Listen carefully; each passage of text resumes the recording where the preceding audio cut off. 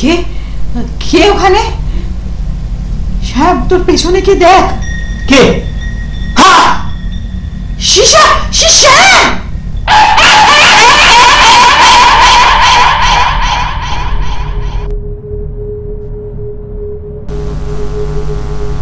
আজকের গল্প পৈশাচিক তন্ত্র সাধনা।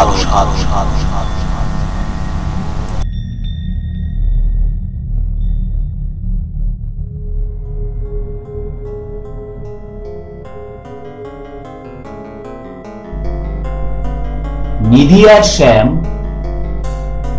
ওদের নেশা ভূত দেখা, আর এই নেশার জন্যই যেখানে খবর পাবে যে ভূত দেখা গেছে বা যাবে, সেখানেই ওরা দুজনে ক্যামেরা নিয়ে চলে যায়। পশ্চিমবঙ্গের প্রায় 60% হন্টেড প্লেসে ওরা ঘুরে নিয়েছে। ওদের বক্তব্য ভূত ওরা দেখতে পায়নি, তবে হ্যাঁ একটা অন্যরকম এনভায়রনমেন্টাল চেঞ্জ উপলব্ধি করতে পেরেছে। তেমনি একবার ওদের কাছে খবর আসে বাগনানের কাছে একটি পরিত্যক্ত রাজবাড়ি আছে, ওখানে নাকি গেলে ওরা ভূতের সন্ধান পেয়ে যেতে পারে। যেমন শোনা তেমন কাজ, ব্যাগপত্র গুছিয়ে সকাল সকাল দুজনে রওনা দিল।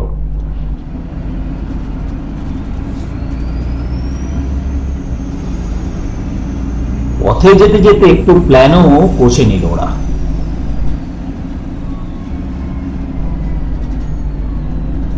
এই ব্যাটারি দুটো চার্জ দিয়ে নিয়েছিস তো? হ্যাঁ, ও দুটো কালই ফুল চার্জ করে রেখে দিয়েছি।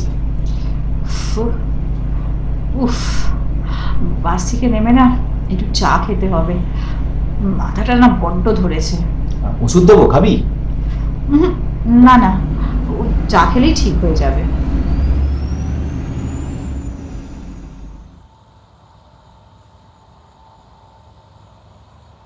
দুজনে কথা বলতে বলতে পৌঁছে গেল বাগনান।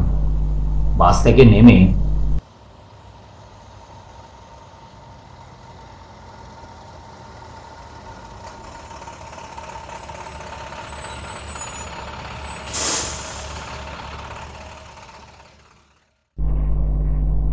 এই শোন না, ওই যে চায়ের দোকান, চল।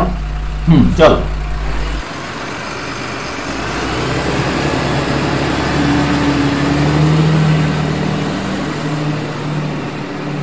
দাদা দুটো চা দেবেন তো, আর ওই বিস্কিট দুটো দেবেন তো।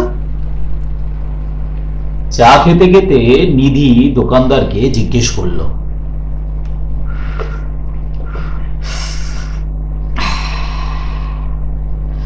আচ্ছা দাদা, এই হালদারদের রাজবাড়িটি কোন দিকে পড়বে?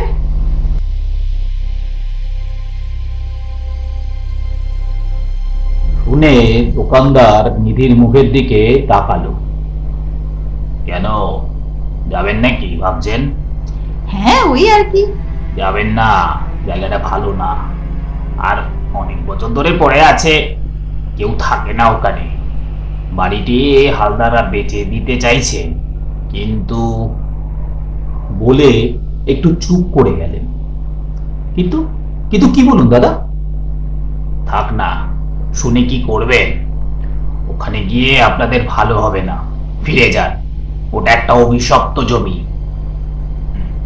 অভিশপ্ত মানে? দোকানদার আমতা আমতা করে। প্লিজ প্লিজ দাদা বলুন না, আসলে জানেন তো আমাদের এসব ভূত অলৌকিক বিষয় সম্পর্কে খুব আগ্রহ, মানে শুনতে বা জানতে খুব ভালো লাগে। যদি বলেন প্লিজ প্লিজ দাদা বলুন না। বলছি জমিদার গৌরীচাঁদ হালদার ছিলেন প্রচন্ড আয়সী লোক।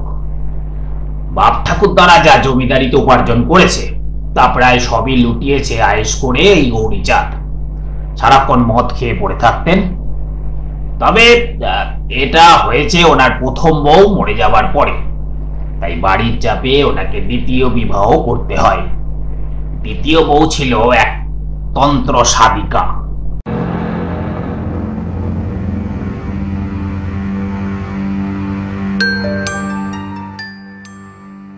তন্ত্র পুত্র সাধনের জন্য ছোট ছোট বাচ্চাদের বলি দিতেন ওই রাজবাড়ির সুড়ঙ্গের একটি ঘরে।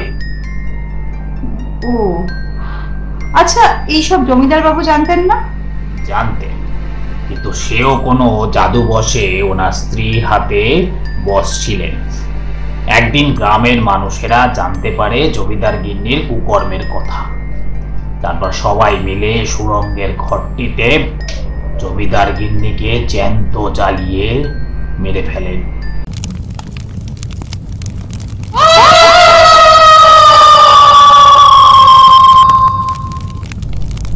এরও কিছুদিন বাদে জমিদার বাবুকে ওনার ঘরের মেঝেতে মৃত অবস্থায় পাওয়া যায়।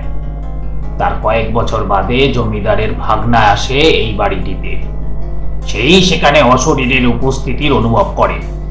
অনেক হোম যজ্ঞ করেও ঠিক করা যায় না। বাড়িটিকে বন্ধ করে ওনার ভাগ্নে চলে যায়। সেই থেকেই বন্ধ পড়ে আছে।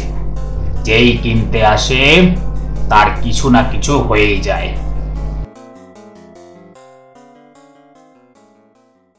বলছে ওখানে গিয়ে লাভ হবে না। এই বর্তমান সময়েও আপনারা এই গল্প কথাগুলো মেনে চলেছেন? দেখুন, আমরা ভূত দেখবো বলে কম করে তা 35টা জায়গা ঘুরে ফেলেছি। ভূত তো দূরের কথা, ভয় পর্যন্ত পাইনি। আমার মনে হচ্ছে বাড়িটিতে এমন কিছু আছে যা খুবই মূল্যবান। হ্যাঁ, তাই এই মিথ্যে রটনা। আপনারা যা মানবেন। শ্যাম, চল। দুজনে চায়ের দাম দিয়ে ওখান থেকে বেরিয়ে যায়। পথে যেতে যেতে একজনের কাছ থেকে রাজবাড়িটা কোন দিকে সেটা জেনে নেয়। বাড়ির সামনে এসে দেখে প্রায় ভগ্ন দশা বাড়িটির, ঝোপ জঙ্গলে ভরে গেছে। বিশাল বড় জমিদার বাড়ি। এই শ্যাম, আয়। ওই দেখ, মনে হচ্ছে ওই দিকটার দরজাটা খোলা। হ্যাঁ, ভেঙে গেছে মনে হচ্ছে। চল। নিধি ও শ্যাম ভেতরে ঢোকে। এই ক্যামেরাটা বার কর। শ্যাম ক্যামেরাটা বার করে। শোন না, বলছি ডান দিক থেকে দেখতে থাকি। অনেকদিন কেউ আসে না মনে হচ্ছে এখানে। এই সাবধানে দেখে চলবি। চল ওই ঘরটা একবার দেখি। উফ, বাবা কি অন্ধকার। আসলে জানলাগুলো তো বন্ধ তো। চল তো পাশের ঘরটা দেখি। পুরা একে একে সব কটা ঘর ঘুরে দেখে, কিন্তু কিছুই দেখতে পায় না। এইদিকে দুপুর গড়িয়ে বিকেল হতে বসেছে। দুজনে একটি জায়গায় বসে প্যাক করে আনা খাবার খেয়ে নেয়। তারপর নিধি বলে, আচ্ছা শোন, ওই চায়ের দোকানের লোকটা সুড়ঙ্গের যেই কথা, মানে সুড়ঙ্গের যে ঘরটার কথা বললো, চল তো দেখি ওখানে গিয়ে কিছু পাওয়া যায় কিনা। হ্যাঁ চল। পুরো বাড়িটা তো আমাদের নিরাশ করলো, দেখি সুড়ঙ্গে কিছু পাওয়া যায় কিনা। এই বলে দুজনে খুঁজে খুঁজে সুড়ঙ্গ যাবার সিঁড়ি পেয়ে গেল।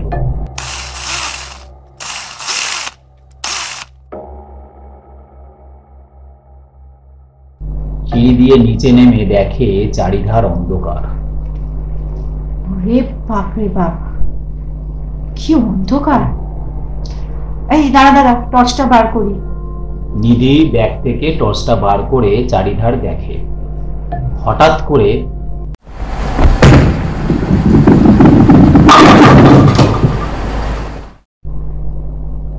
কিছু একটা পড়ার শব্দ। হেই, কিসের একটা শব্দ হলো না? হ্যাঁ, কিছু একটা পড়লো মনে হয়।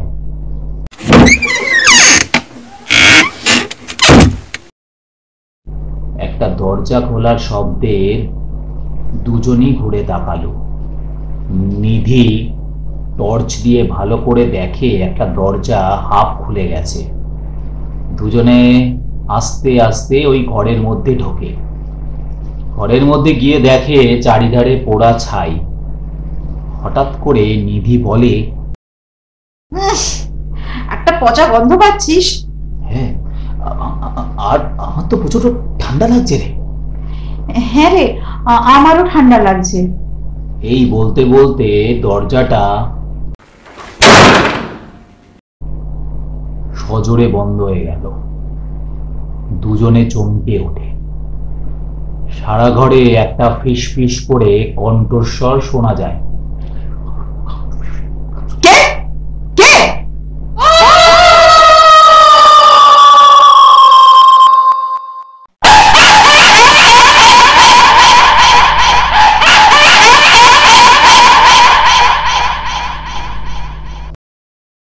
একটা বিকট হাসি।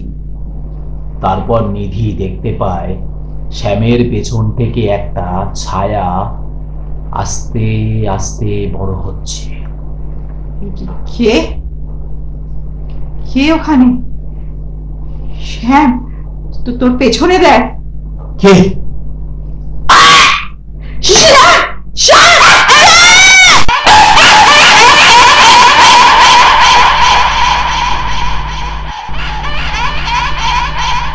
কে যেন শ্যামকে টেনে নিয়ে অন্ধকারে চলে যায়। নিধি শ্যাম শ্যাম বলে চিৎকার করতে থাকে। তারপর হঠাৎ করে সারা ঘরে আগুন জ্বলে ওঠে। আগুনের তেজ সহ্য করতে না পেরে দরজাটা জোর করে খুলে নিধি বাইরে বেরিয়ে আসে। ভেতর থেকে সেই বিকট হাসি। শ্যাম! শ্যাম!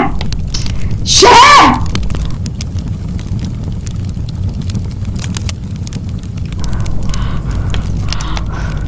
শ্যাম!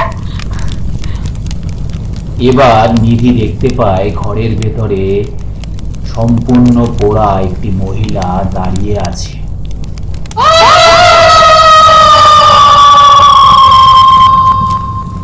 নিধি ভয়ে দৌড় শুরু করে।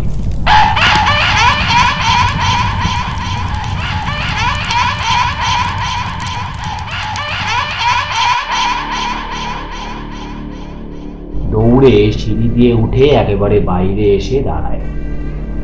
বাড়ির ভেতরে তাকিয়ে দেখে সেই মহিলাটি তার দিকে এক অদ্ভুত নজরে তাকিয়ে আছে। নিধি আর না পেরে অজ্ঞান হয়ে যায়।